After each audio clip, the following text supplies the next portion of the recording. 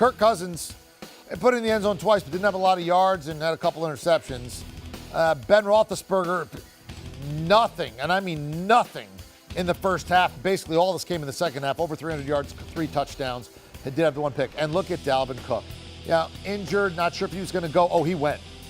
205, 2 touchdowns. We told you he might get it 30 times pregame. Jonathan Jones with the source on that one, coming through for you. Deontay Johnson, 10 targets, 5 grabs. Also had a 2-point conversion, but did not score.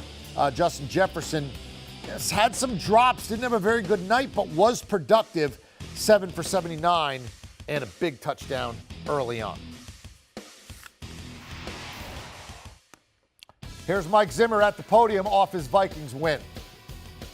Pittsburgh travels really well with their fans, but we kept the TV ratings up too, so that's good. Every week now we do it. All right, questions? Does this kind of feel like a microcosm of the entire season, encapsulated in 2 halves? I don't know so much about the 2 halves. Last week was kind of like this. We didn't play good in the first half, and we played pretty good in the second half. It came down to the last play, and we lost. I don't know. I keep trying to teach these guys how to finish. We talk about it all the time, being detailed about your job, being detailed. And I do think there was some, especially in the first half, guys were detailed about everything. They played with a lot of energy. I guess we haven't really been in a game where we've been up by so much, and I was still trying to be aggressive with everything really that we were doing, and we didn't execute as well. Mike, it's just hard to find superlatives enough for Dalvin Cook, how tough he is and how he shows up. He's the heartbeat of this team, but just an incredible performance. What are your thoughts when you see him just go off? Yeah, I think he's a warrior. He comes out and competes. He's a great leader. He's a great competitor. He wants to play.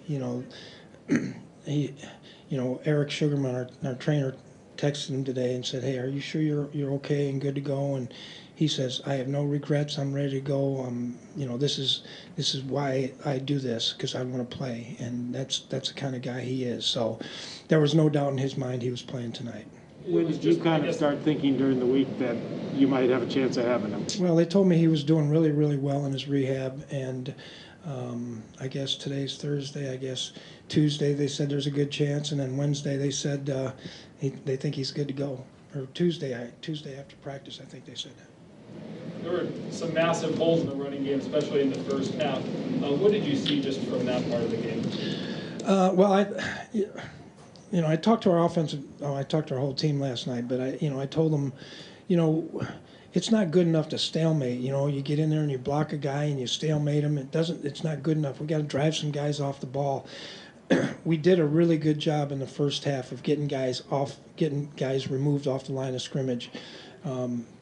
The second half, they started taking an extra guy and putting him over the center and having their big guys in there. They got some stud big defensive linemen that are good players, and that eliminated us to some extent. And we're at the end, we're trying to kind of control the game with the time clock, so we didn't really try to extend some of the outside plays. In the fourth quarter, when you off the Cousins touchdown to Osborne, you go up 35. Pardon me? In the fourth quarter, the Cousins touchdown to Osborne, you go up 35-20. Was there any thought about going for 2 to make it a 3-score game? Yeah, we talked about it. We went for 2 last week twice and didn't get them. We haven't been very good this year in 2-point plays. I knew that they had to get 2 touchdowns and 2 extra points, and typically it's a 50-50 bargain there. So that was the thinking. Did you enjoy dusting off the old double A gap blitzes, and how do you think that kind of affected Pittsburgh's O-line? Well, it gave them some problems, especially early in the first half, and then the second half they changed up a couple things. They changed protection a little bit. They blocked one up on I can't remember, but they blocked one up. They were changing protection pretty good. First half, they changed the protection from what they did the week before, and once we kind of figured it out, it was pretty good. Kendricks and Barr were talking about how much pride they take in the defense, being able to close out the game. For you, seeing what happened at the end of the first half where the defense doesn't give up a score, and then also that pass breakup by Harrison Smith, how do you feel about the way your defense played in those two critical 2 minutes? Well, I talked to the defense last night too about the 2-minute draw. Disappointed at the end of the game. We let the guy get out of bounds like 2 or 3 times. The game would have been over. The game would have been over if we got when they called pass interference and picked the flag up.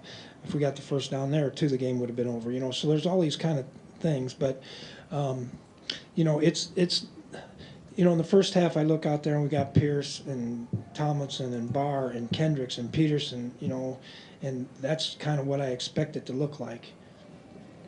Mike, there was a point when you still had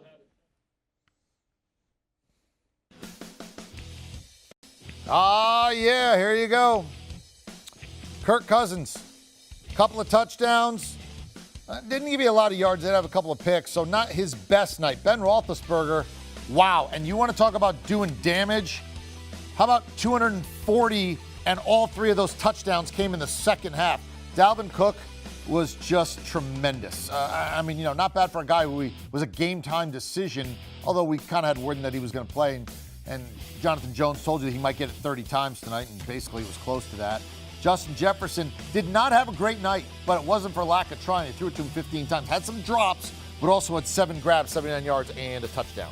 Do you want a sports network that delivers everything that matters about the game? The highlights, the picks, the instant analysis, no yelling, no fake debates, no politics. Hit the subscribe button and never miss a moment.